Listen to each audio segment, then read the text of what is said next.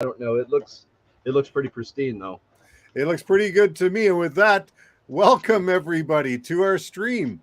Tim's just showing off some of his SHTF radios that he's got boxed up and apparently has never turned on.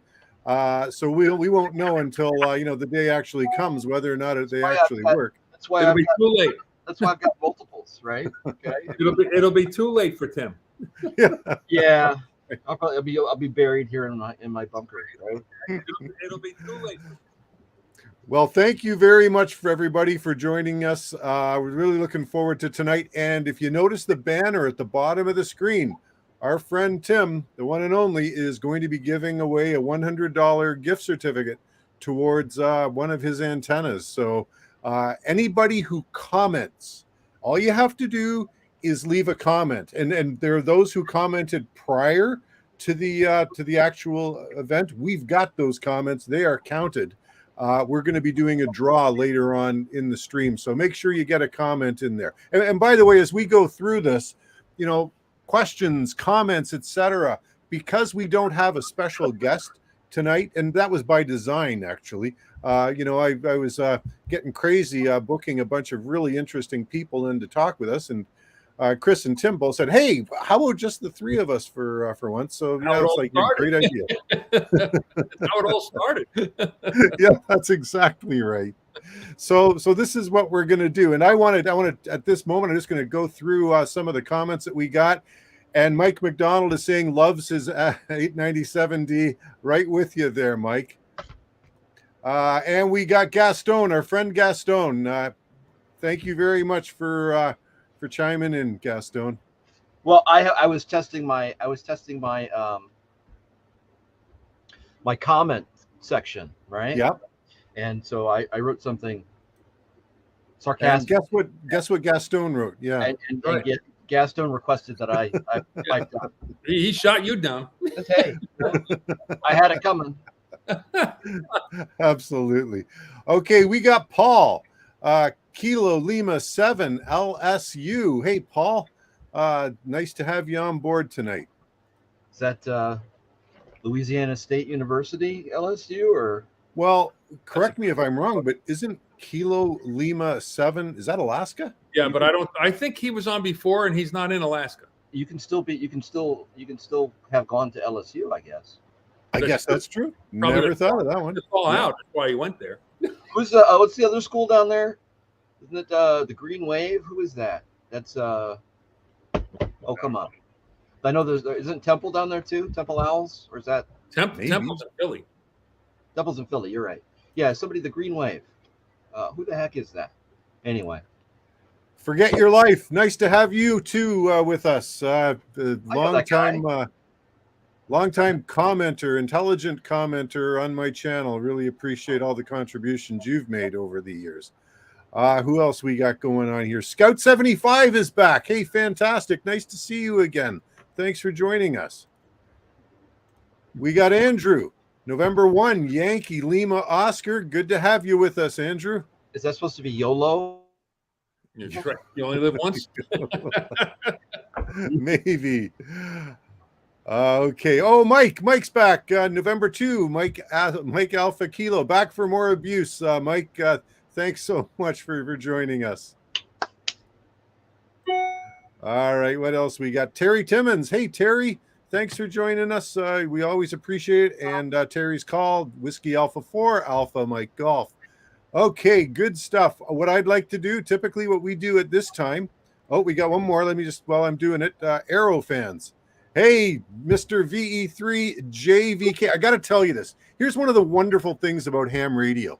So years ago, when I was, younger and probably better looking, when I was in school, I had a friend named John. And, life comes in the way and you drift apart and do your own thing. And John JVK reached out to me a couple of days ago with some antenna questions, and wonderful to get back in touch with him. And we're going to try to line up a time to get together. But this is the magic of ham radio and YouTube, I guess. The gentleman was able to find me. Isn't this the hammiest thing? It really is. It really is. So really happy that John's here tonight. And John, we're gonna discuss the questions that you posed to me later on in the stream here. Okay, so let's go this way. Hey Tim, tell us what's new in your part of the world. Well, what's brand new is that I just rediscovered that I had all these things here. back in the day, I used to things like this would pop up, you know, and there would be like coupons or promos or something, and I've just discovered that I have them. So here's a Texan. This one does SSB PL600. Yeah, PL600, brand new in the box. Nice. Never used apparently. So, yep. And then what else do I have here? I have a Kato Voyager. Wow. Never opened. I'm pretty sure. You do like the Chinese gear. You know, it was you know what? I'm just gonna move on. And the Grundig G2 Reporter. Yeah. So I like the Reporter. That's a nice looking rig. The bad thing is about collecting things like this is that you just never get the opportunity to get out and use them. The Grundig I'm pretty sure I've used because I've seen this before and I've played with it. And I actually a long time ago ran a long wire to it outside, like through the so somewhere around here there's a bunch of adapters that I made to because I think you can do an external antenna. I'm pretty sure. Or there's one just like it. But the shortwave, what's this? Send some love to the Japanese.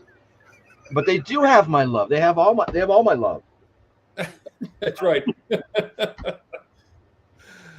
How many can I buy? But the shortwave listening, I mean, that was in I think the early 2010s. I want to say so. The shortwave world was trying to pick something up on there. I mean, it works. I know that, but there's just nothing to listen to. You know what? One of these days, for a guest, and I know that some hams tune this sort of stuff out, but one of these months for a guest, I'd like to find somebody who can sit here and talk to us and tell us what is out there on shortwave, aside from ham radio, that's worth listening to.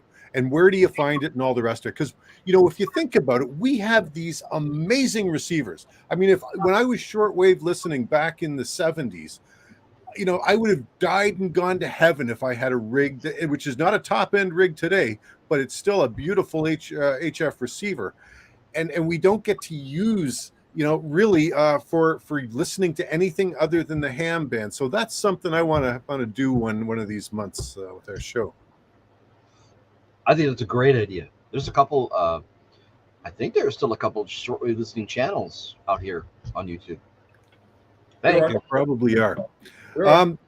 You know what? Sorry, Tim. I'm just going to interrupt for a sec because we did get some additional comments, and I want to pay attention to them as they come in. Dawn, great to have you back with us. Whiskey Juliet 3 uniform. Thanks for tuning in. You're Philly. And look at this. Look at this. We got Tim Golf 5 Tango Mike. Hey Tim, good. Tim, go to bed. It's the middle of the night for you. Well, hold on. It's actually early for a guy who's used to crawling the pubs. Now that was a bit of an assumption, Tim. But it's like the guys are still out there doing that this time of night over there. So anyway, we're glad that you tuned in and hope that you're safe and warm. He might just be a night owl. I don't think so, because we invited him on last time and he said, no way, it's the middle of the night. And I'm not slamming him. Morning to get on the air with him. Right. I couldn't even operate a keyboard after midnight. So I'm giving Tim all kinds of credit here. All right. What's going on? John, we got John Hummel Newell. Hey, John, VE3TWM. There is a Canadian YouTube channel called Official SWL Channel. He is out of Quebec. Yes. Hey, John, do you think he's a good resource for us to tap as far as shortwave channels and where to look for stuff? Let us know in the comments. It's after 1 o'clock. Why did I think it dropped to 4 hours after savings time? In the middle of the night. Go to bed, Tim.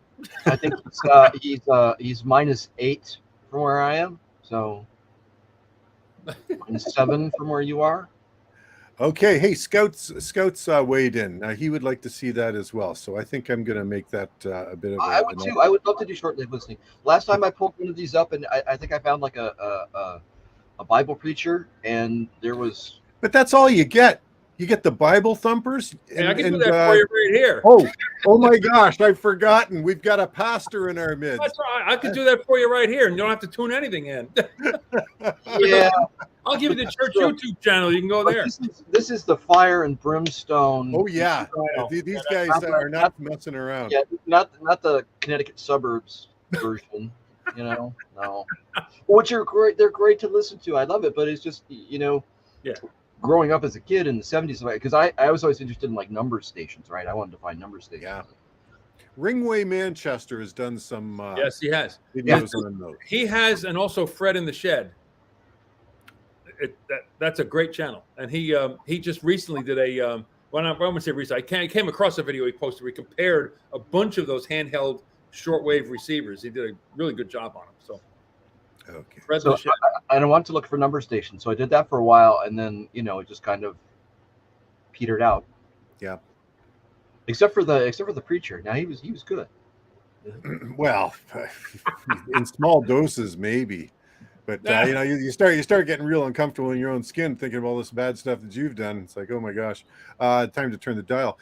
Tim, tell us more. Tell us about how the antenna business is going, please. And by the way, sorry, just before, in case anybody watching this doesn't know, Tim has an eBay store called N9SAB Antennas. He sells really good quality wire antennas there. And I've used a whole bunch of them in the field, made a lot of videos featuring his antennas.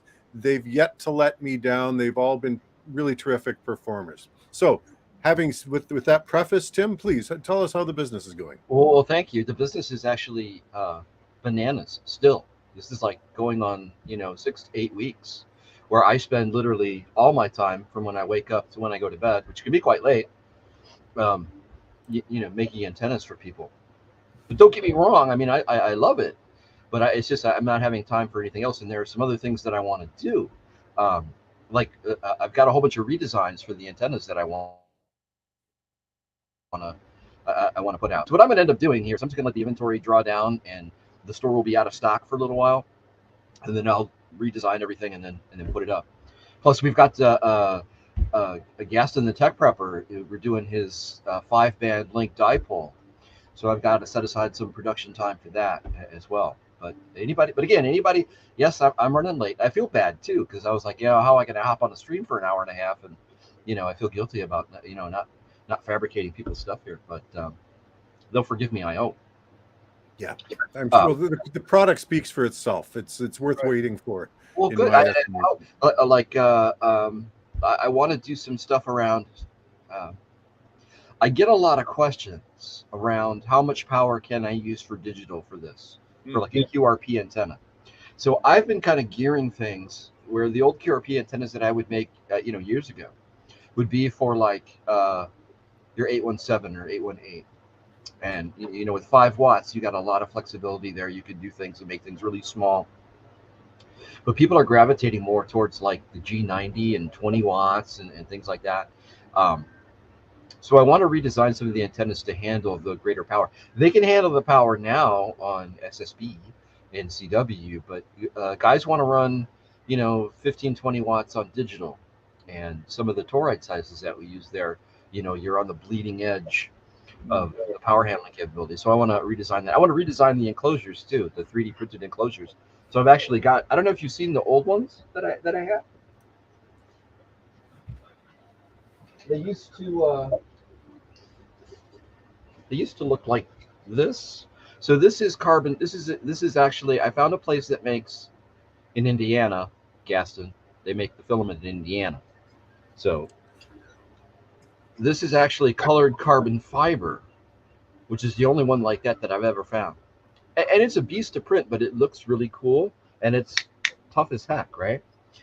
So I made this little enclosure for, your toroid goes in there, and you have the connector and the 2 wires that come out. And I liked it when I did it. Sorry, Tim, would you just hold that up to the camera a little bit closer? I just want to take a look, and I want to make a note of something here. Okay. So There's a lid that goes on it too. all right. So I want people to pay attention to the mounting holes where a screw would go in to affix it to something. That's right. And notice how the mounting holes do not block either the coax connector or the cable. And I'm pointing this out because I purchased an LDG Unin for an antenna installation a few months ago. And, you know, I like the LDG products that I've used, but they put the mounting holes for the casing literally right behind the SO239s. So it's darn near impossible to affix that to anything. So I love the way you've done it with the mounting holes. That's an extremely practical consideration. I have my own issues with this, other than it looks, I don't know, it looks to me like a coffin. So it's like, you know, other than but one of the other things that I don't like is on the SO239 version of this, there's only a very small 3, 4, 5 millimeter gap between the base and where the connection goes in. So if you're anything like me and you use like an RG8 with a PL259 connector, you don't have a lot of space in there. So I mean, I have small hands, so I can get in there and I can turn it and I can do that okay. But that always bothered me on the SO239 version. So I wanted to. Plus, I don't like the boxy. I mean, I did, but I just got tired of it, right? So I did another one actually that looks like this. Oh, even better. I like curvy ones, you know. Yeah. Curvy enclosures. Yep. And this one's got so you got the same mounting holes. There's an SO239 version that's actually a little bit taller, but you have this space here that you can actually play with it, and it's got the ring mount too. So if you want to hang it, right, there's a little hanger that can go in there like that. So, I love it. So I'm gonna start rolling these out, but time. Yeah, absolutely. I've had a couple of these out already. Like somebody would ask me for. I had a guy who ordered a half square, and I was like, I didn't, and I had this sitting around. I was like, would you like the new one?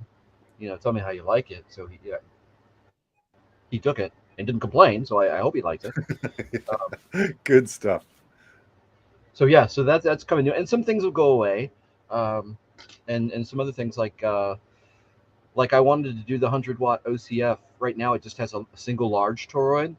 So I've been experimenting with smaller toroids, but doing the twin toroid model. In fact, Tim has one, but the one Tim has is too big. It's too chunky looking, right? So I wanted to slim it down a little bit. So I've got that very, very close to. I found the toroids I want to use. I found the style I want to use. So the little mini OCF with the twin toroid design and the big OCF with the twin toroid design will be the same. And I wanted to link them too. I want to start linking things, right? So if I have right now I've got like an 80 meter OCF and a 40 meter OCF. Well, I just want to make one OCF and then have like 40 and 80 links. So you want to run it as a 40, run it as a 40. You want to run it as an 80, poof, it's an 80 if you add the extensions. And I want to do that with the end feds too. There's a 40 meter end fed, right? Well, the thing I hate about the 40 meter end fed is you've got the 65-foot long piece of wire that you have to deal with. And it's not the easiest thing in the world to always erect a 65-foot wire, right?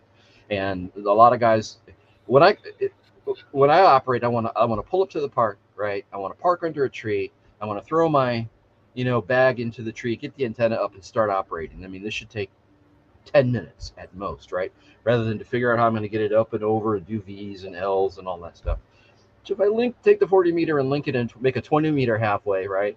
And then you can add the 40 meter extension if you want to do it that way, which is what I do with the random wire. I want to make them all like that eventually. So that's the short version.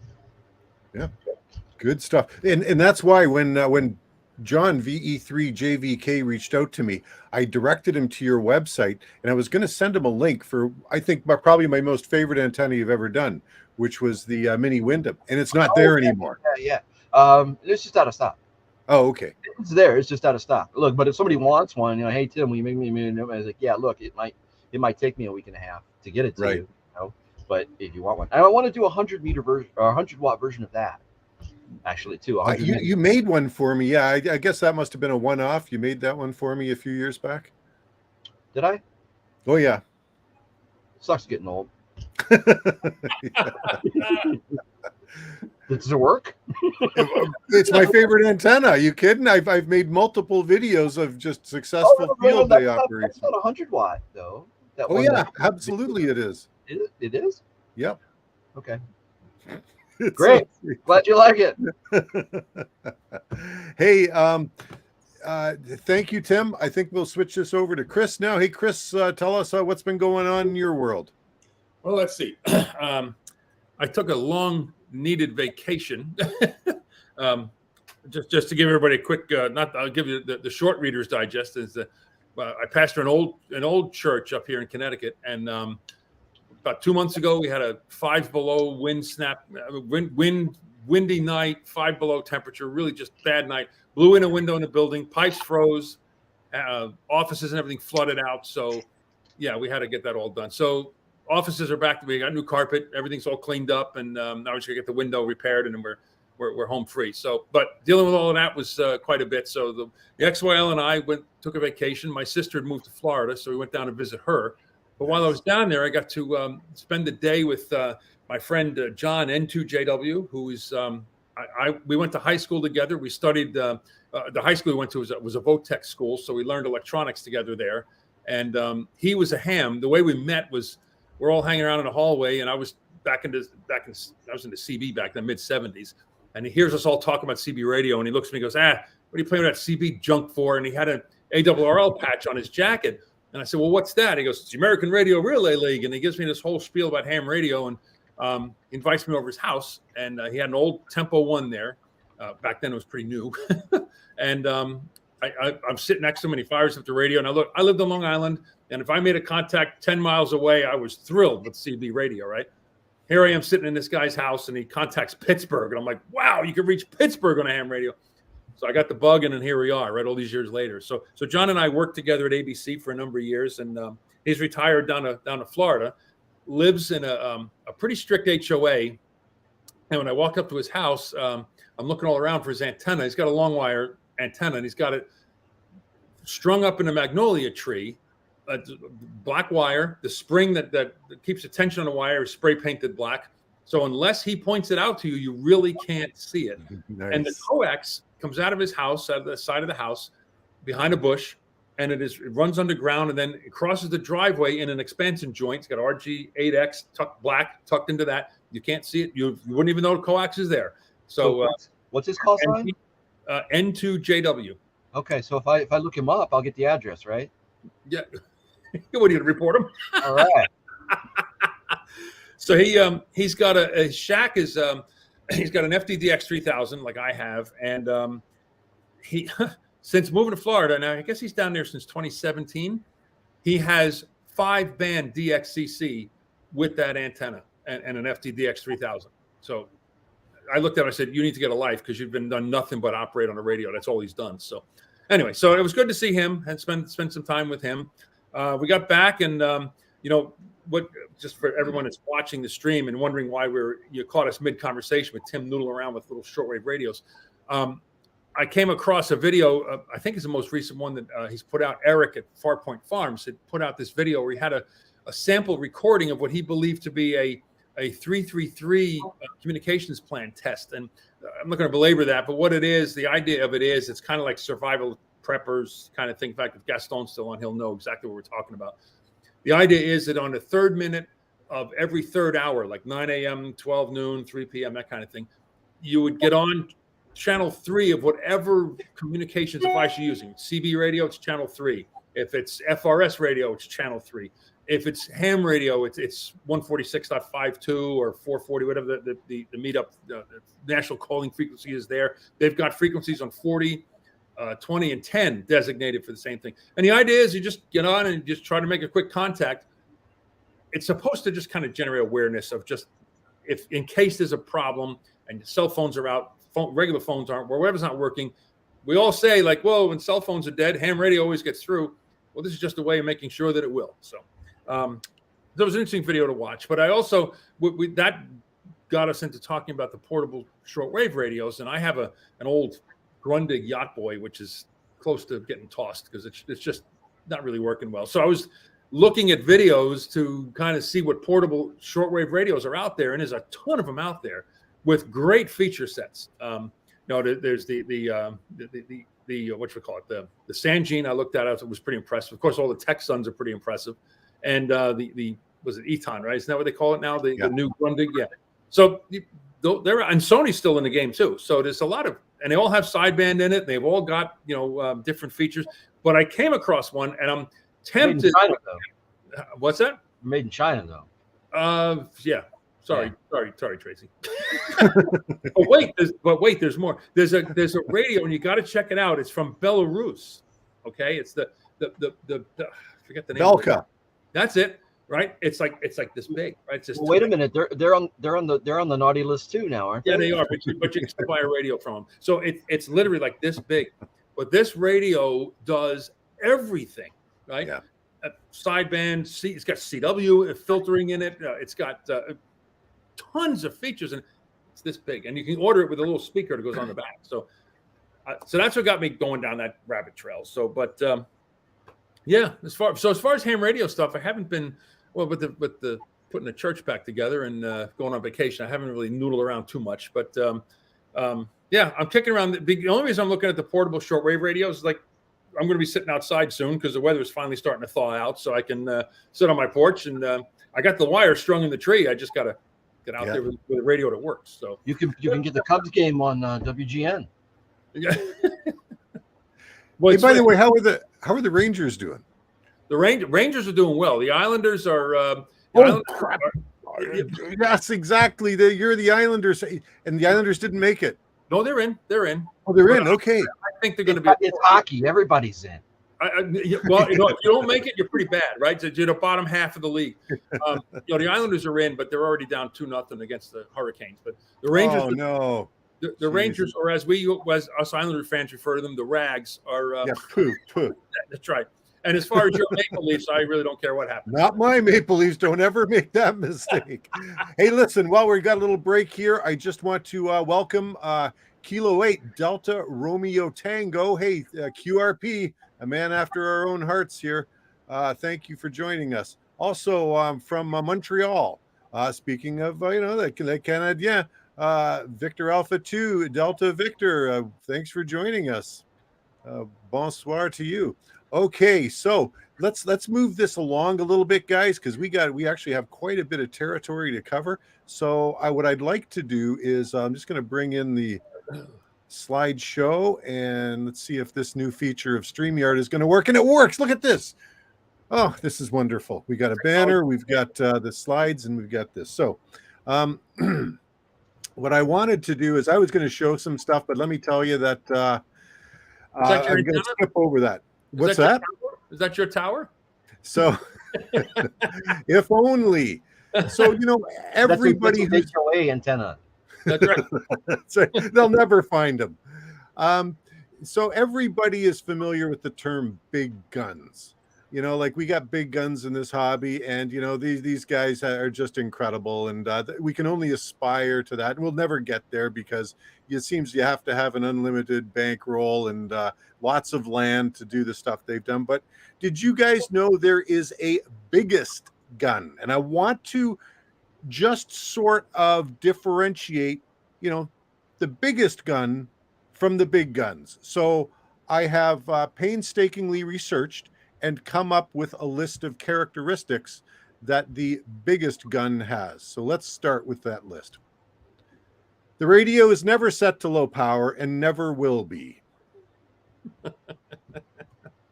His battery backup lasts 43 seconds. When transmitting at night, the aurora borealis can be seen. Oh, sweet. Violating radio interference laws in countries he's not even in. Nice. Like harp. Crystal clear on every frequency at the same time. Yes. I love Antenna can be seen to glow in the visible light spectrum. Interferes with instruments on the International Space Station. Has never heard the phrase, say again. Anyone within 100 yards is now sterile. or sunburnt. On the first transmission, he gave himself cancer. The next transmission killed the cancer cells. Oh, jeez. That's awesome. So there you go, guys. Okay. I am going to, let's just show my, the presentation a little bit here, because I had a really nice series of letters from Philip, KA4 KOE. Who has a YouTube channel Yep. that he posts to. I don't know if you can throw the link in there somewhere, but he does nice little short videos on his setup and things that he does, which are actually really kind of cool. But I think the last time I looked, he had like 50 views on one of his videos or something like that. And it's, you know what, if you've got 30 seconds, I mean, they're worth checking out. I think anyway. Yep. 100%. So, but I wanted to, he wanted to bring to my attention some of his success with one of Tim's antennas, which was an N9 SAB random wire end fed. So he spent 5.3 hours at Kilo 2195 in Georgia. That's Reed Bingham State Park. Had 231 contacts, 57 on CW, 157 on phone, most on 20, some on 15 and 10, running 100 watts into that N9 SAB antenna. Fantastic. Yeah, all 100 watts into that antenna. Yeah. Mm-hmm. Wow, nice. He ran it off a 32-foot mast, and he's used a tripod, a camera tripod, and he lashed the fiberglass pole to that. And this worked pretty well, but he does indicate that in situations where there's a strong wind, he wouldn't trust it. Now, I would agree with that, given my practical experience with telescopic poles.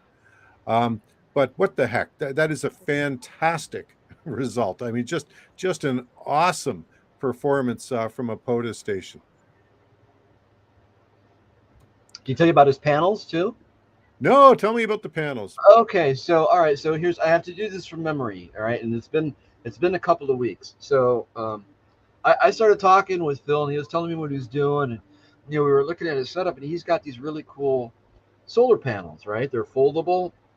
I got them over there. I could just go get them, but there's like, so somebody was making kick-ass solar panels way back in the day, and they were like, there's like a 60 watt, and then there's like a 100 watt version, and you've seen the power films, right? Super cool, ultra expensive power films, that you roll them out, and they've got, for $10,000 you can have all the power you want.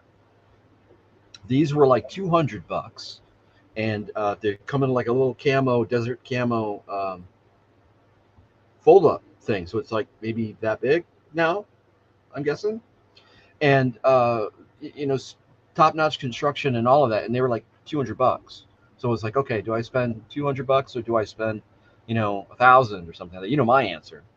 So you don't spend anything. For anybody that doesn't know, Tim throws around nickels like they're manhole covers. I think the technical term is cheapskate, actually. Cheapskate and miser.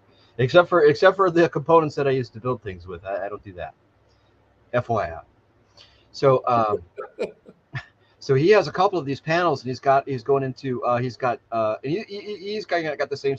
mindset I do, right? So there's these Miati lithium batteries that you can buy. I think they're on Amazon, right? So you've got in the mobile box here, I've got two 20 amp hour ones, right? So I doubled up on 2 20s. I forget what he uses, but he powers his 100 watt station. He's got a 100 watt portable POTUS station that he powers with these Miati batteries going to these solar panels. And he and I were talking about Bieno versus these and stuff like that. And Bienos, which are nice, they're great batteries, they're beautiful. I can't do it. My fingers start to curl up and hurt when I start reaching in my pocket, right? Yeah. And so I traded him actually a prototype version of that 80 meter, 40 meter linked and OCF dipole, 100 watt dipole. So he's got a prototype version of that and some other stuff too. And they traded him for a set of these solar panels. Problem has been, it's been spring in Chicago. So when it's not, like I think a couple days ago, it was snowing, and then it was 100 degrees, and then today thunderstorm. So I can't get out and play with them or do anything with with it, but they're really cool. But the guy doesn't make them anymore, right?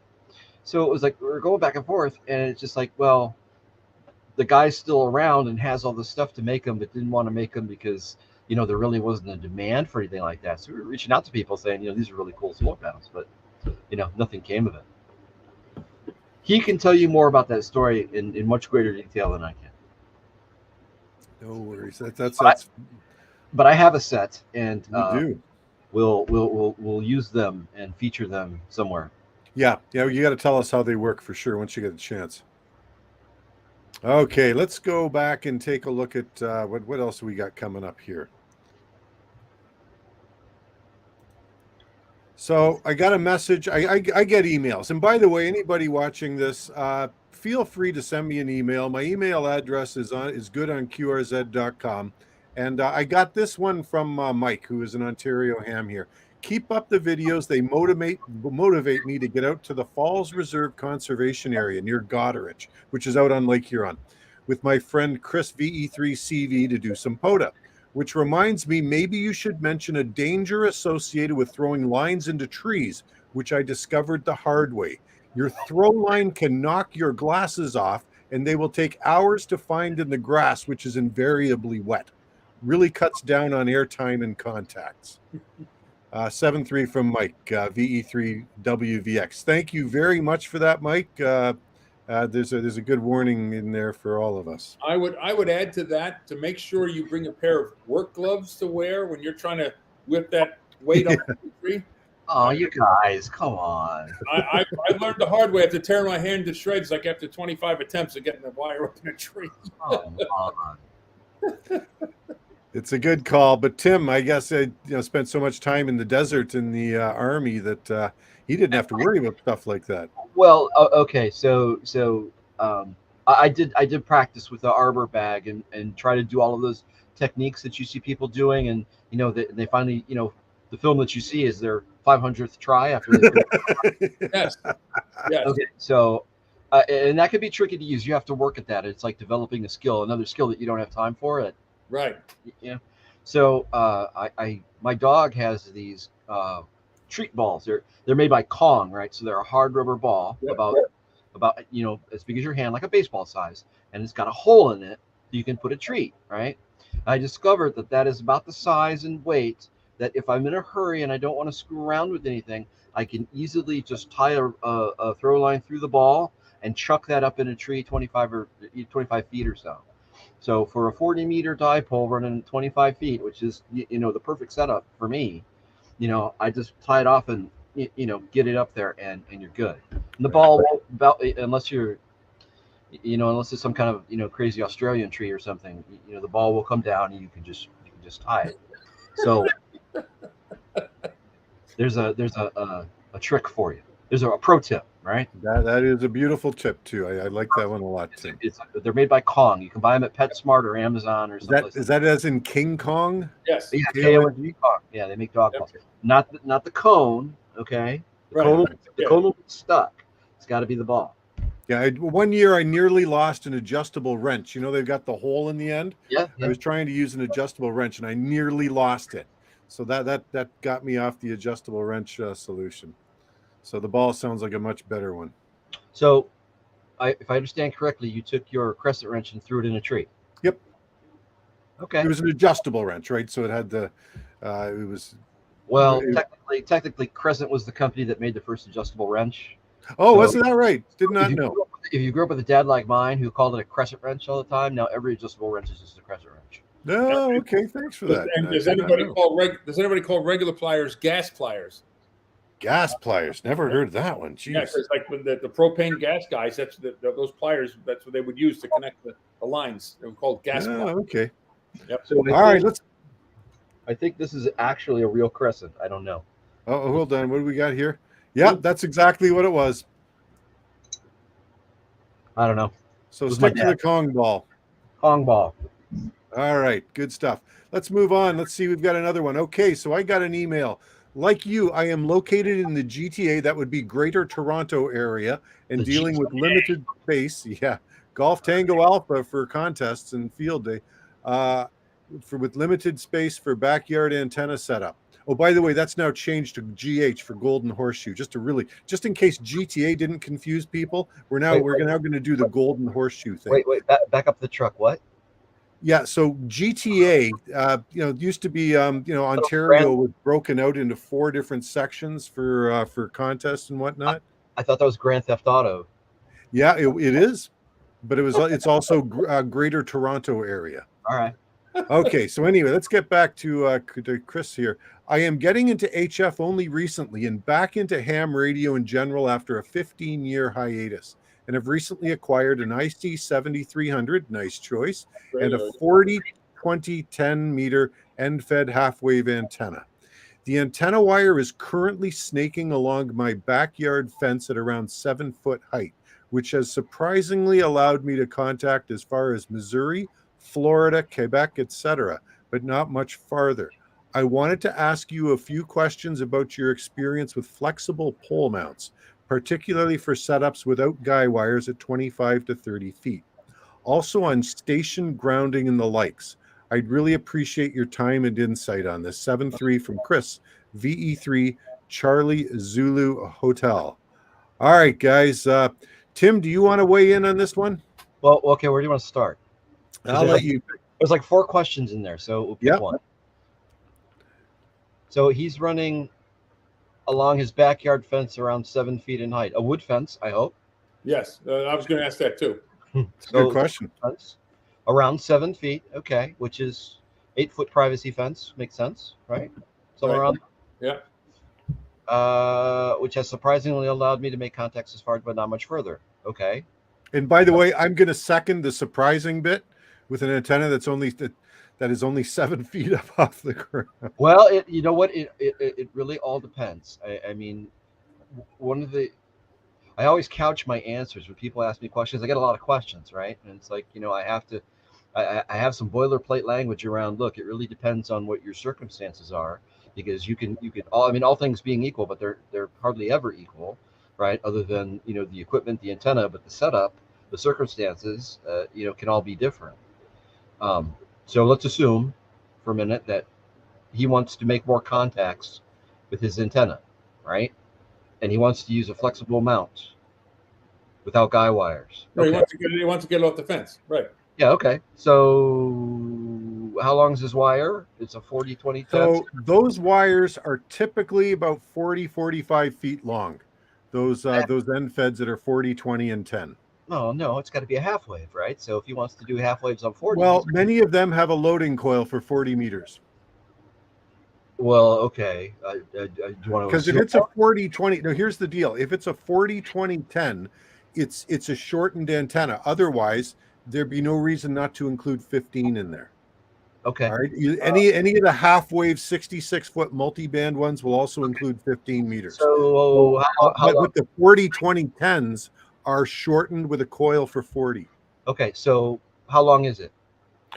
Let's say 45 feet. Okay. 40 to 45 feet. So thanks to my friend Phil, who told me about this place called the Mast Company, right?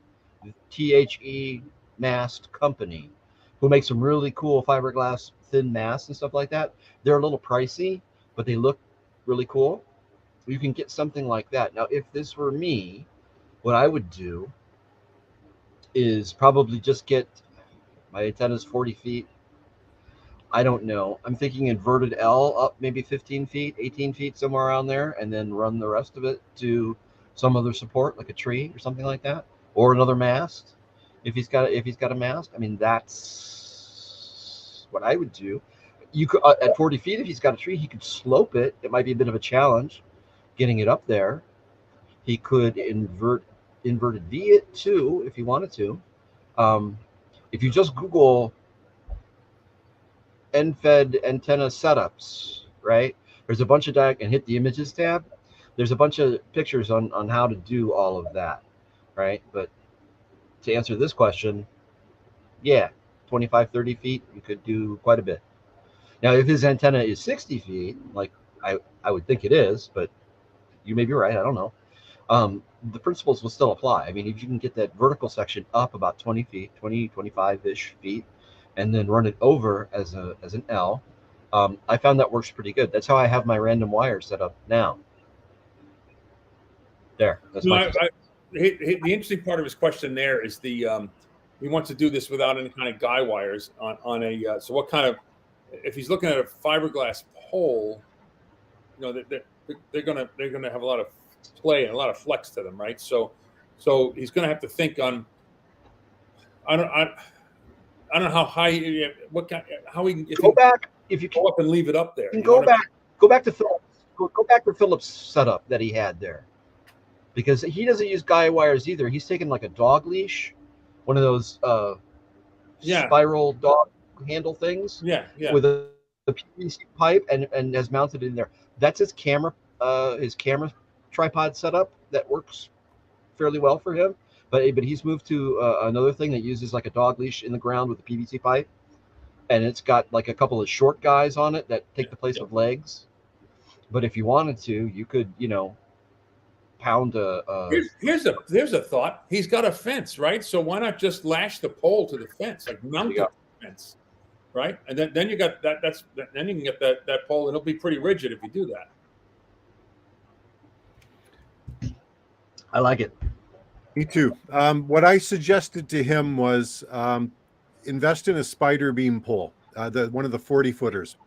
They're not much more than one of the 30-foot poles. And the idea here is that, and so I've done a lot of work with telescopic fiberglass poles. I mean, I've got a 50-foot one. I got a 40-foot one. I've got 3 30-foot ones. I've done a lot of operating with those. The 30-foot ones, as soon as, and Chris, you just nailed it.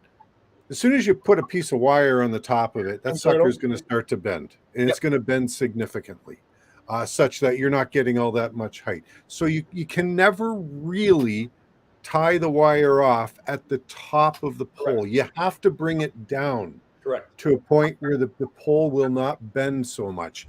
And what's really great about the spider beams is, and by the way, the spider beam is something like $120 US. It's not a ton of money for a fiberglass telescopic pole, but it's significantly better built than just about anything else out there. It's rigid. So when you get up to you extend it 50 feet, that top 10 feet, you know what, there's some flex in it. But up to about 35, 40 feet, it's still fairly stiff. So now he can take that, he can tie it off at 30 feet, at 35 feet. And that thing is not going to bend nearly as much. So I would say do the spider beam, and a sloper is hard to beat in an end-fed configuration. Just bring it down as a sloper. I think he'd have a lot of success. You're getting some vertical orientation with that. So you're going to get some DX. I think it's going to be a really good solution. There's a couple of ideas in the chat too. Yeah, hang on just a second. I want to get to the chat because we've had some people join in. Haven't had a chance to recognize Adam N5 or NY5E. Hey, nice to have you from Florida, Adam.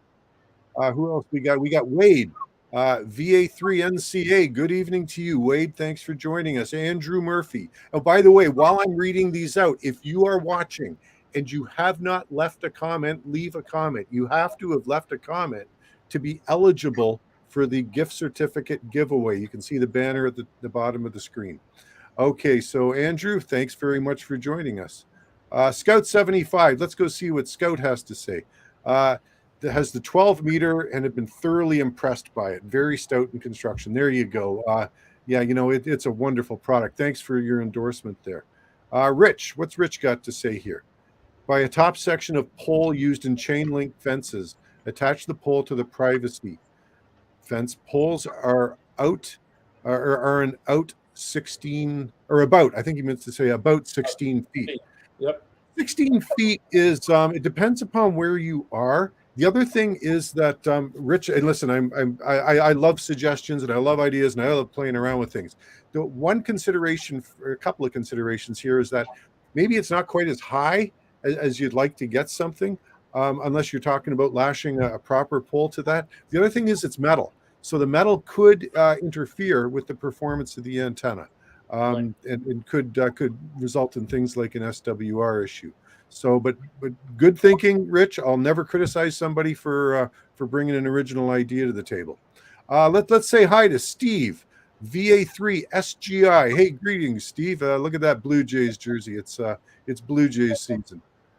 Andrew, what's Andrew? You don't have to fully extend the pole either. You're absolutely right, Andrew. I'll tell you why I do. And Andrew's right. Andrew's saying, okay, you got a 40-foot spider beam. Only extend it up to 30 feet or 35 feet. The reason I would extend it all the way is to keep water, rain from getting down into it and mucking everything up, and bugs in there, and hornets' nests and other sorts of things that can happen. So rather than have to deal with that, I just extend it all the way and put the end of the antenna further on down. We got Joe from Atlanta. Hey Joe, KI4 ASK. Nice to have you on board. Thanks, Joe. I've seen some of Joe's. Joe's got some videos. He's done some really interesting stuff. Checking into some of the local service-oriented nets down there. What's the name of the channel? You got me off the top of my head, Joe. If you've got, if you can enter that into the chat, I'd appreciate it. Andrew, okay. Andrew only extends his pole halfway and puts a regular dipole and uses it as a sloper. Andrew, bottom line is this: if you're making contacts, it's working. Yeah, that's how it works. And it's Rich KD9TQF. Thanks, Rich. Appreciate your contribution tonight. Okay, what else we got here? Dan, Kilo Bravo 2 Zulu Hotel Bravo. Don't forget about the house chimney. That is a great point. As long as you're not putting much of a load, because they were never designed to hold on to a heavy antenna and mast. Yeah, but a wire antenna is not a problem. Not a problem at all. Absolutely. That's right. Good call. Hey, Andrew. Andrew says you could always use a plastic cap on the top to keep bugs and rains out. Hey, Andrew, if you've thought around that one, then that's well done on your part. And Joe is saying about his YouTube channel, just search his name or call sign. I just looked him up. Yeah, it's Joe Domoleski, KI4ASK. That's the name of the channel. So beautiful. Very good. Okay, we also got K8DRT weighing back in. I use the Soda Beam 7000 HDS, which is sold at Sears. Really? It's as solid as Sears. It's as solid as Sears. Not so solid much. as Sears. Yeah, Thank you. So much anymore. Only 23 feet, but very heavy duty. That's fantastic. All right, we got Dennis Peak. Dennis weighing in. Good day. Hey, good day. I wonder if Dennis is from down under. Friends, enjoying your video. If he is from down under, there it is. VK4OC. Like Tim likes to say, we're big down under. Yeah. Thank you very much, Dennis. Well, I'm big down under. I don't know. Good morning. Peter KE6XS. Hey, thanks so much for joining us. Oh, wait a minute. It's a correction on that call sign. Kilo Echo 6 India X-Ray Sierra. That's a cool call. It sure is, isn't it? And Chris Hill, hoping to get the fiberglass poles up soon in the backyard. Cheers. Hey, cheers to you, Chris. Thanks for joining us. Okay, man, oh man, we have had a lot of conversation, a lot of stuff, but I want to get into, let's keep this thing moving along. Oh, here we go. Got that one done. There's one more I want to get to, gentlemen, before we move on to... We got a bunch. Oh my gosh, we got a bunch. No. Okay, I got to go back over here. Don't pick one. What the heck? Yeah.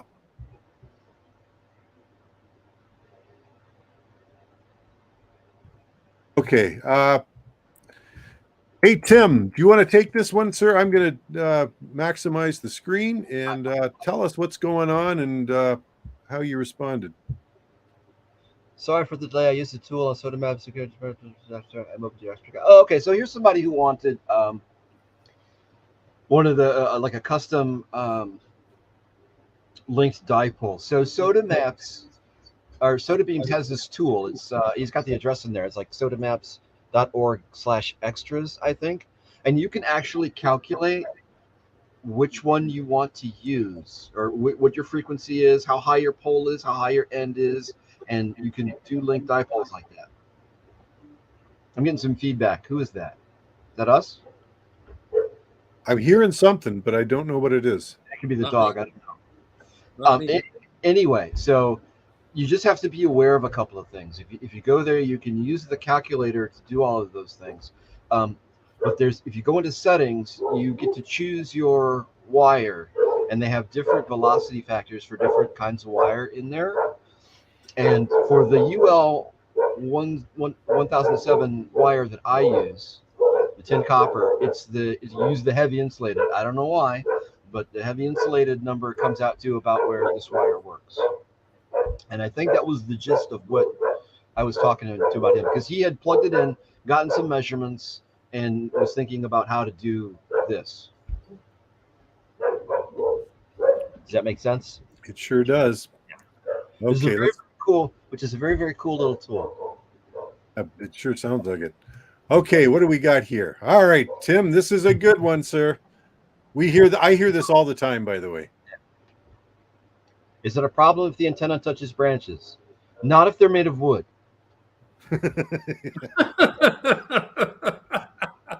But it depends too. Okay, so if it's just laying across the branch and you're doing a dipole or a flat top or whatever, and it just got a branch in there, it's not going to be a big deal.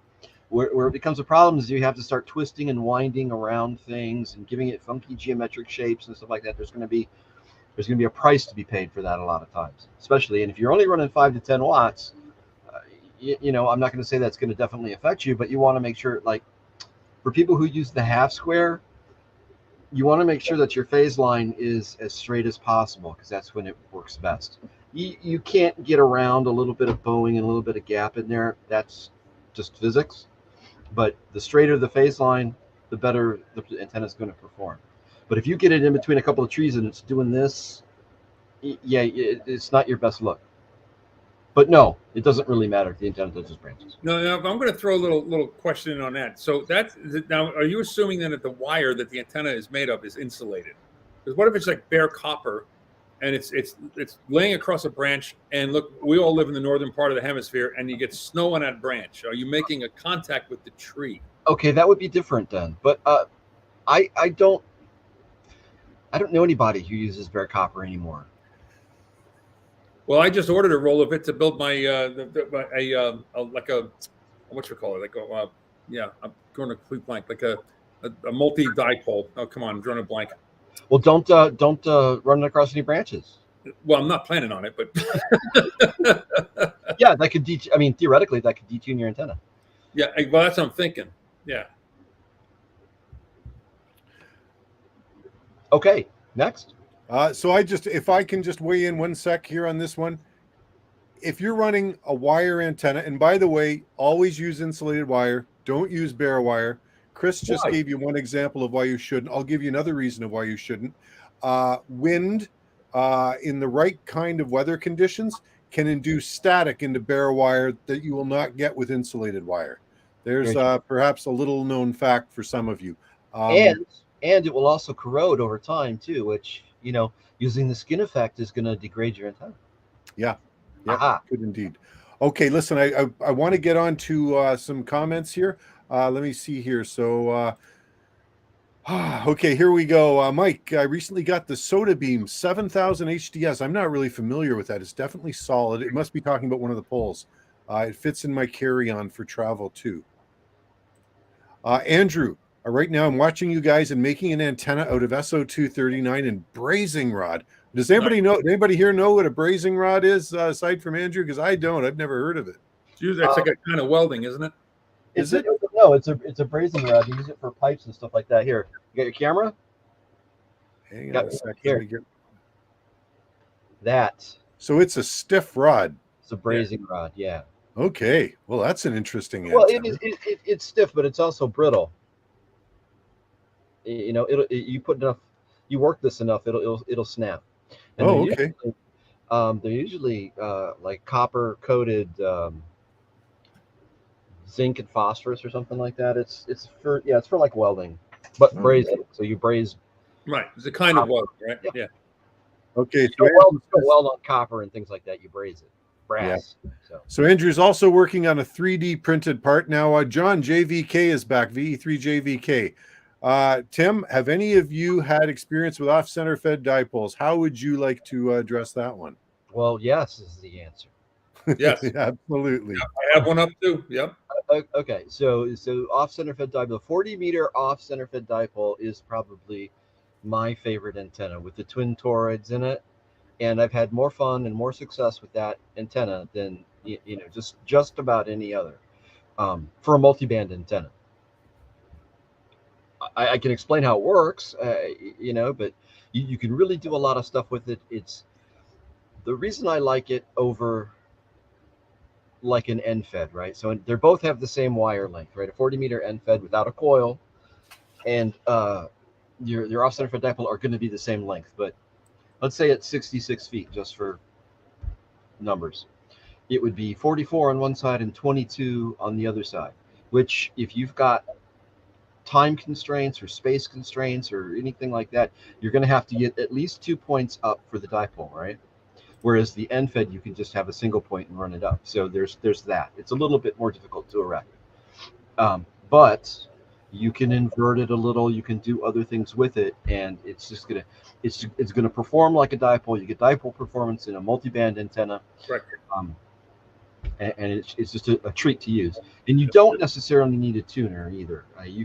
It'll tune and be resonant on like 40 and I think 22. Your off center feds. Yes. Yep. Yeah, I have an off center fed here that I use primarily for mine's 132 feet. So I use it kind of big boy, for 80, 40, 15. It's not so happy on. 20, it's okay. But I have the 3-element TA33 Junior for 10, 15, and 20. So I use the off center fed for 40 and 80, and it works fine. And somewhere around here I've got one, but it's hand size when it's all coiled up. It's not.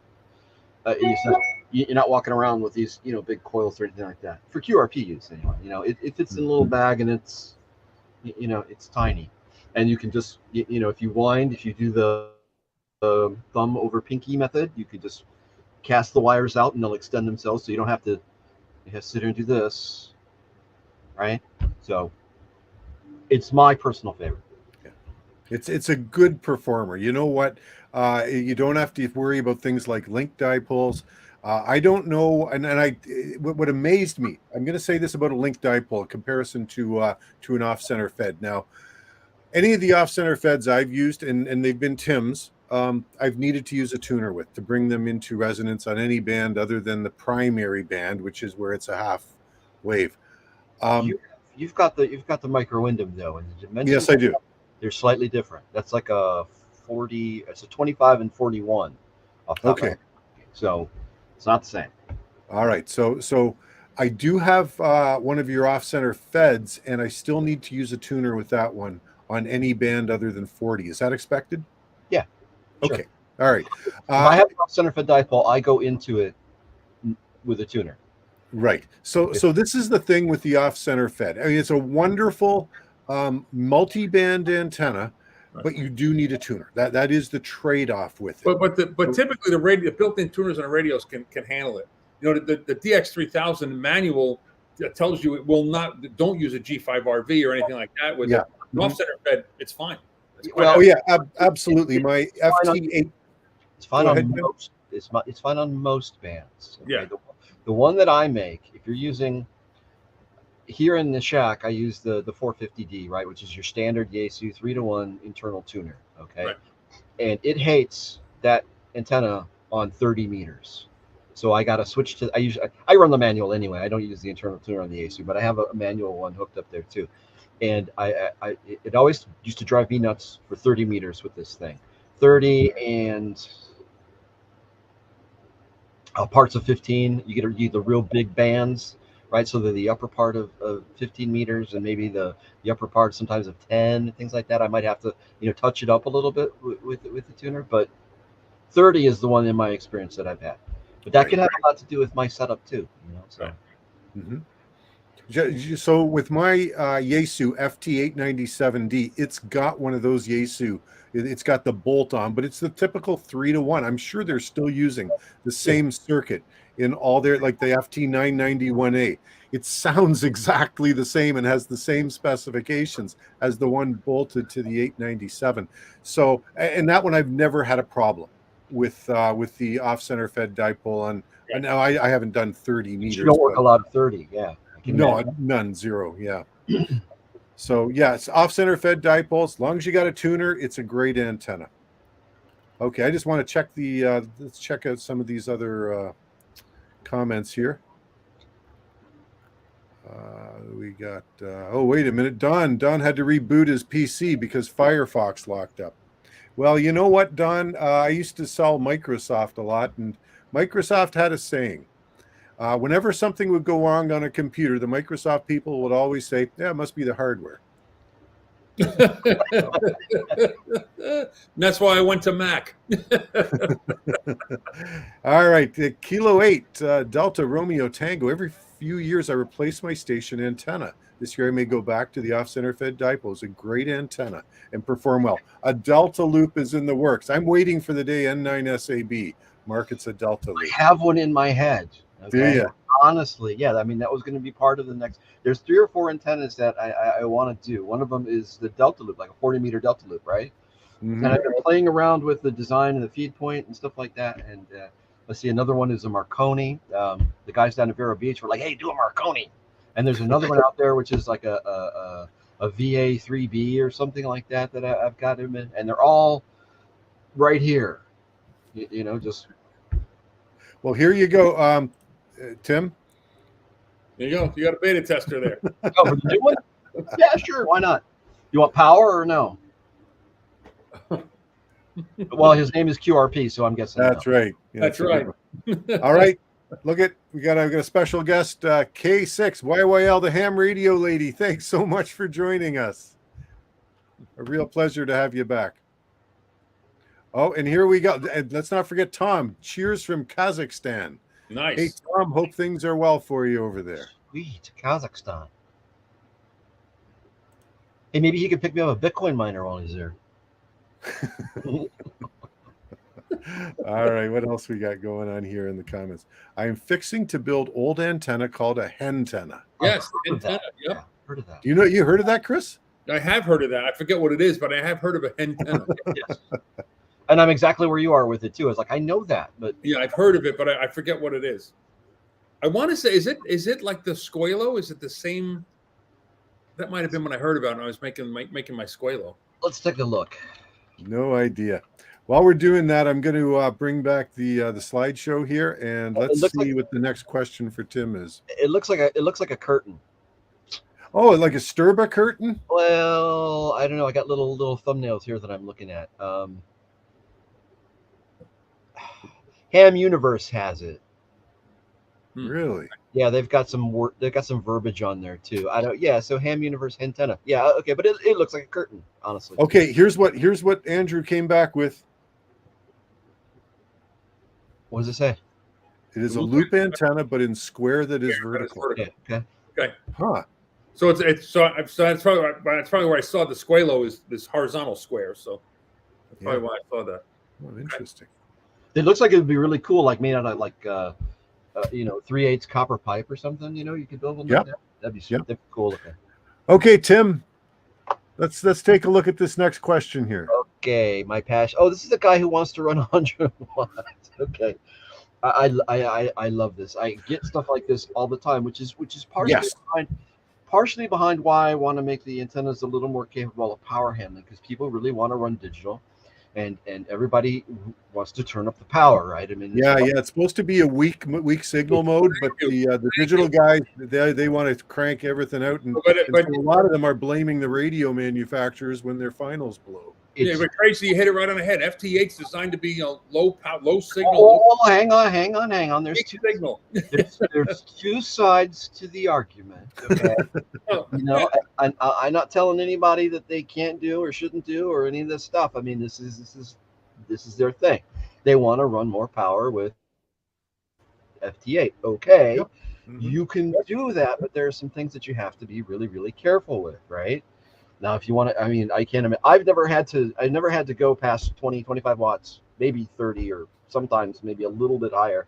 But I'm trying to do contacts with like, the Seychelles or something, or Antarctica, or it's just whatever. But the software that runs FT8, you have to really, really be circumspect with the drive on that. On the ALC, and I'll run mine with like one little bar sometimes, but not even that. And when you get up to 100 watts, and if you don't set the software correctly and you respond to somebody, it'll jump you a couple of kilohertz up and down, right? So now your drive is going all over the place, and you could easily start pumping out, all kinds of drive through that, either the antenna or, the finals on the radio. So this fellow wants to run 100 watts, and he says, "Is my rugged integrated 100-watt Balun capable to handle FT8 with a max of 100 watts power?" So the correct answer to this question is no. All right. And I think the way I answered him back was, look, if you want to do this kind of thing, and it's going to be what you do, okay, have at it, you're probably going to want to look for something that's rated around 500 kilowatts, okay, or 250 kilowatts at like a minimum, to be able to handle some of that stuff. It's just, that's the nature of power antennas and ham radio. Yep. Hey, listen, did you see this from the K6YYL ham radio lady? I've got a question about this. Hi, all. Getting ready for dry camping tomorrow in the desert on BLM land tomorrow. Too bad it's not a POTA park.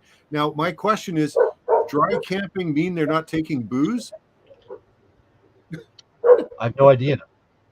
So I presume it's in the desert. So, but I dry camping, K6YYL, will you please let us know?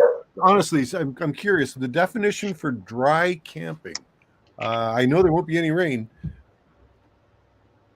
Okay, so she said she's a POTA addict, and good for her. That's a tremendous activity. All right. Andrew backed me up on saying that the guy that designed FT8 said it was for low power. Oh, well, there's some debate about that too. It's a weak signal mode, technically, right? And I think if you read the paper, it doesn't specifically mention power levels at all, outside of like, drive, so, or ALC. I think we have to go back to the first slide Tracy had up about the biggest gun.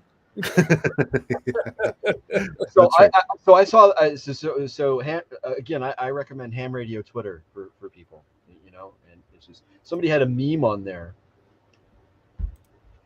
I am having fantastic success making targeted regional contacts with the JSA call running 3/8 watts on the QDXDR antennas. 100 watts would be overkill. It really would. And personally, it's not something that I do.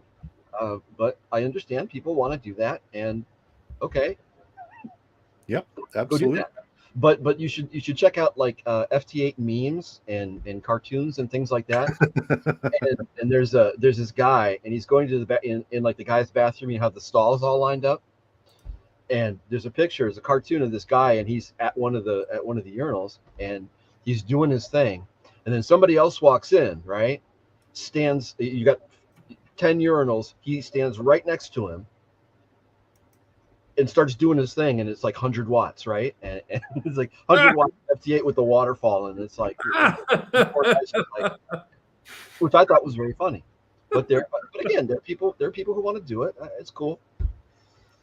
Okay, listen, we've got Hendo, KG5IMA from Louisiana. Hey, Hendo, thanks for joining us. You know what time it is, guys? It's time to do a draw for a $100 gift certificate for an antenna from the N9SAB antenna store, eBay antenna store. Now, if you're watching and you have not left a comment, it's time to leave a comment, because everybody who has left a comment will be entered into the draw. It only counts you once, doesn't count you multiple times for multiple comments. So I'll give you next, let's say 30 seconds to get a comment in if you haven't already. Let's see what else. Oh, yeah, Tim, what you got? So it says dry camping is no amenities at all. Oh, so I imagine they're taking a camper van or like an RV, something like that. Well, that would be amenities, I think. Well, no, but it means there's none provided, I'm guessing. Maybe I'm wrong. Now listen, all I know is I'm looking at, she said she's done over 140 activations. I'm literally an amateur boy compared to that. that is major league, no doubt about it. Yeah, when I hear that no amenities at all, I'm thinking, there's a backpack and a sleeping bag, a radio, and a couple of batteries or something. That's not how most people camp, though. It's the opposite of glamp. Yeah, it certainly would be. I've done that. That's something. My wife's a glamper. Oh, okay. Here we go. We got the clarification. RV, no water, electric, etc. Yep, Oh, okay. absolutely. All right. Just, I think another term for that is boondocking. You're basically pulling up to a site. There's nothing there except whatever you bring with you. Ah, look at that! Oh my gosh! And John VE3TWM comes right in with boondocking. All right. Okay, I think it's time for the draw. So now I'm going to see if I can present my screen. Share screen. StreamYard's giveaway tool.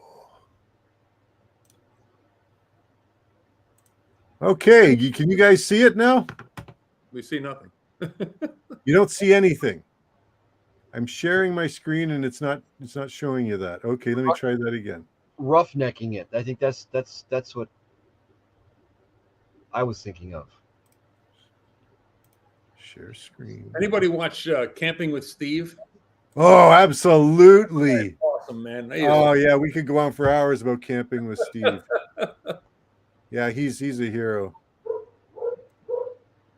So you don't see a white screen with a big draw button on it. Is that correct? Nope. We just see the three. Oh no.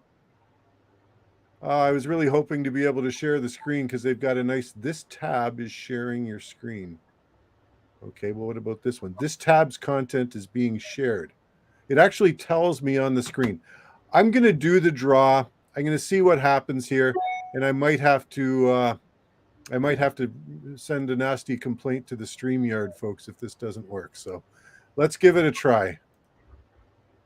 You guys seeing anything? Just the three cameras. Oh. How did you? Well, you had the other thing up. The PowerPoint was up. How did you share that? I have no idea. The winner is Chris Whiskey 5. Bravo, Mike. Some YouTuber you are. Yeah. Yeah, no kidding. Live streamer, I should say. Yeah. Chris, Whiskey 5, bravo, Mike. Do you want to mark that down, Tim? I got it. This is ask him if his email is good on QRZ. Hey, Chris, is your email good on QRZ? I love it. We'll do this the low-tech way. Right, because none of us heard Tim ask Tracy that question. That's right. That's funny, isn't it? It'd be worse if you two had an HT and you were trying to talk to each other. WBBM. Oh, there's an idea. We'll do that next time. Channel 2 here in Chicago. Can't miss it. I'm disappointed that didn't work. What the heck? StreamYard told me it was working. Anyway, moving on from that. You know what, gentlemen? We have 34 people on. We've got a few more questions. We've been at this for an hour and 18 minutes, which is longer than we normally do. Do you guys want to hang around for a few more minutes? Oh, I'm cool. All right. So everybody that's here, we're going to keep going. And they're all going to leave now. Yeah, now they're going to leave. Yeah, okay. We'll see how this goes. All right, so let's go. And Tim, here's another question for you. I thought this was the coolest thing that I'd seen in a little while. Look at that. It's an SG 2020, and it's got a tuner that goes with it too. And it's they don't make it anymore. And I looked it up, and there's a couple. You can find one for sale, I think, in the entire world or whatever. And it was just, I was like, wow, that is just the coolest little radio. I want one, right? So yeah, I'm glad you picked this one. That's just cool. So can I tell you a story about this? So this past July, our local, I'm with the Burlington Amateur Radio Club here in Ontario, and they have their local flea market every July. And I was out there, and there was some guy on a table who was selling one of these and the companion tuner in literally pristine condition. I think this guy like they had been pulled brand new from the box. And another ham who's what did they want for it? Do you remember what they wanted for it? More money than I was willing to spend on them. I think it was for the combination. I think it was something like $700 or $800 Canadian. I think that's about what I saw too. Yeah. When I looked for one. And I was like, oh yeah, I want that. And how much is it? And if it's over $50, I'm like, exactly. But yeah, really, really, I mean, I agree with you, Tim. This stuff, because it looks like it's military tough. oh yeah, yeah, and it's novel. Yeah. Nobody Yeah. has one of these. You No. know, so what rig you running? Oh, I got my IC 705. What are you running? I'm running an SGC or an SG 2020. What the hell is that? That would be fantastic. Yeah, absolutely. So what end? So this very, like, I put this up here not just for the SGC, but also because this is typical of questions that newcomers to the hobby will ask. Oh, totally. And what's the matter? What's the problem with the question?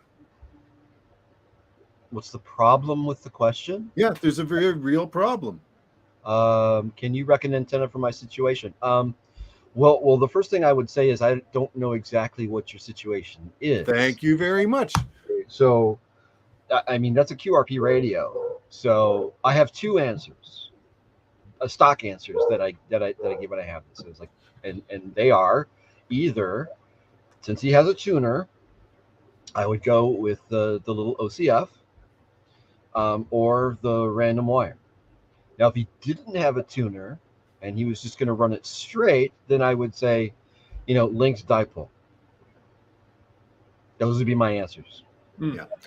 So my response to this one, and I get these a lot.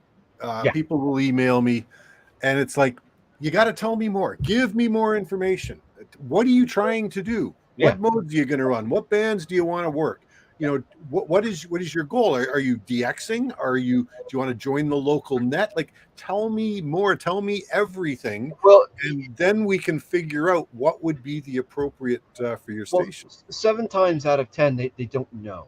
Okay, I'm a novice. Okay, but that's an answer. I'm new to ham radio. Well, I've got this kick-ass cool little QRP transceiver, and I want to do something with it. Okay, so right away in my mind, I start thinking, okay, the first thing they're going to want to do is, talk to people. So he's going to be running SSB, and he probably lives in a semi-suburban or urban area. So big antennas are likely going to be out. He may not have facilities to put up, big dipoles or anything like that. So that's why my second answer is usually always like the random wire, because I take my Kong ball, I throw that up in a tree, and I'm good on 40 meters. I can start playing and having fun. As they go on and get into this thing and find that they like it, then it's like, oh, I'd like to know more about digital modes. I don't know there's a way to hook it up for digital modes for this, but that's going to be tricky, right? So this is probably going to be somebody's, I want to learn CW would be like another step.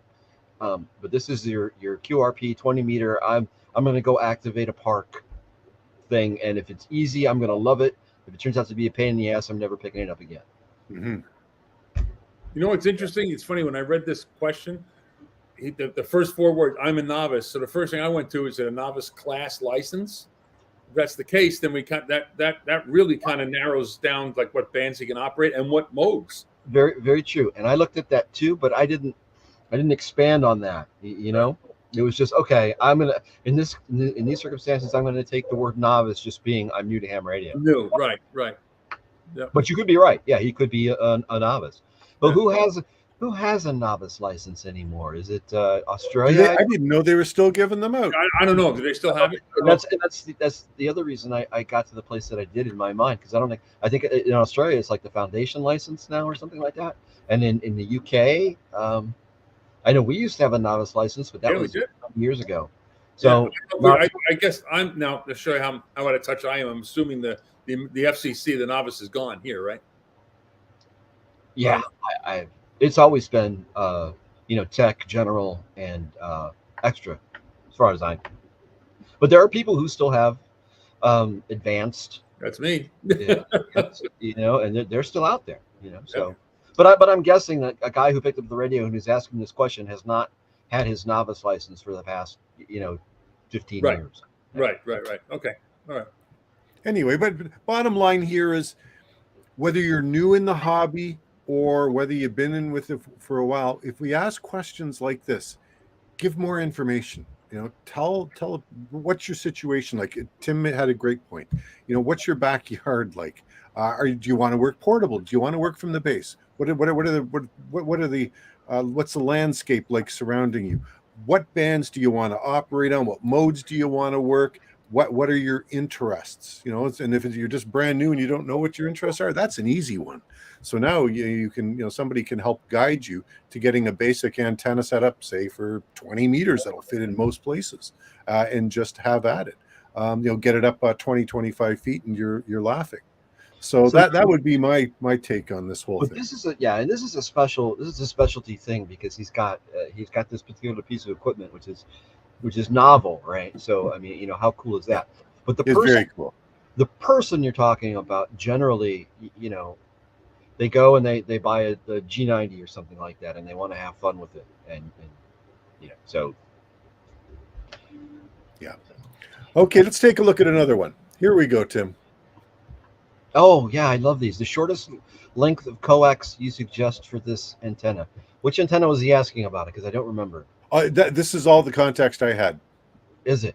Okay. Yeah. Oh, he was asking about some antenna. I'm going to assume it was probably the NFED. That's probably the one I get the most questions like that on. Theoretically, you don't need to run coax from it at all.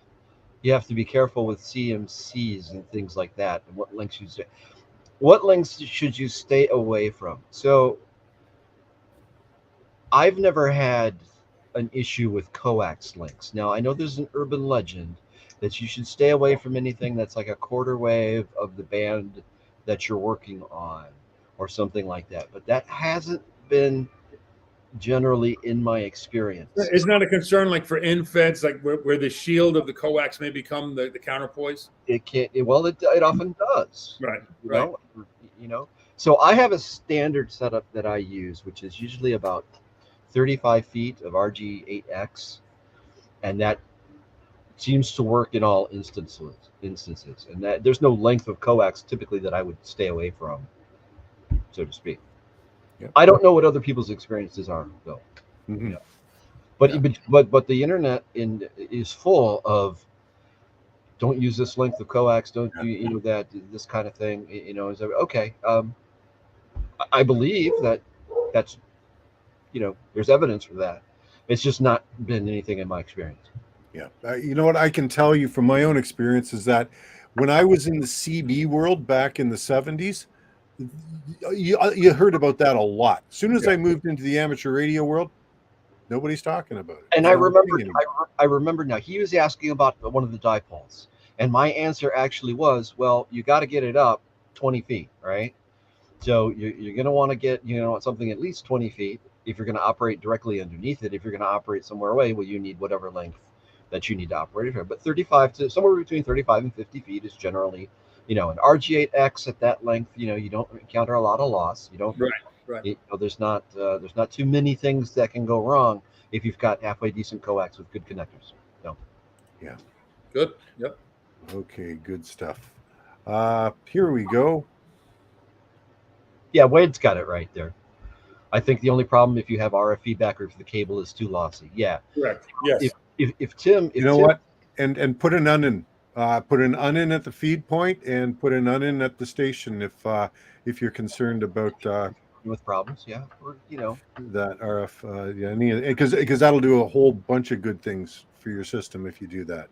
It'll keep the feed line from radiating, which will result in less RFI. It will keep other electronic devices from putting noise into the coax and down into your receiver. And it'll stop that that common mode current coming back down. Okay, what do we got here, Tim? He's looking forward to trying the NFED half wave in vertical sloper and inverted V configurations. Is it necessary to use a counterpoise? No, necessary is a very strong word.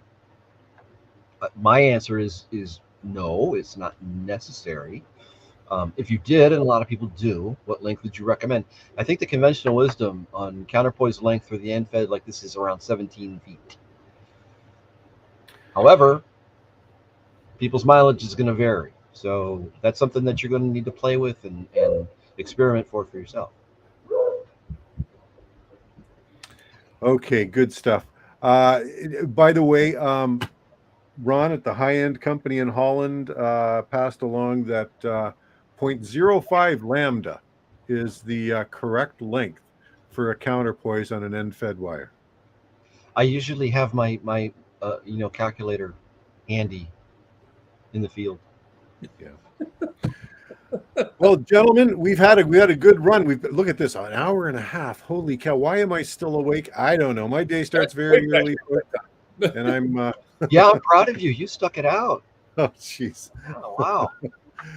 So I think we're going to pull the plug here. But thank you very much for joining us. We really appreciate it. Next month, Chris, you've lined up somebody for us next month, I believe, for our live stream. I believe, is it Bob? Is that who we're talking about? It is indeed. Excellent. Yes. That's hey, before we go, did anybody ever check in on the Friday night QRP? No, I have not yet. I've joined his Facebook group, but I have not joined. I haven't checked it out. I signed up for the channel too, and I think the week after that we had some crazy weather, and they actually moved the time. So sorry, you're talking Kevin K0 KLB? Yeah, he was doing his QRP night Facebook live update or whatever it was.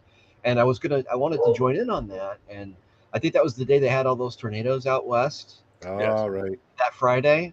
And then I sent him a note. I was like, look, I was looking for you guys. He goes, yeah, we started late or ended early or something. And it wasn't the best day to seek them out and find them. But I'm going to try and do that again. And I don't want to forget about it because it sounded so cool. Okay. Yeah, it does sound cool. It's family night for me, so I'm shut off from that activity. Okay, everybody, thank you very much for attending. We really appreciate it. Whether you're watching live and came in with us, and that's fantastic. Really appreciate it.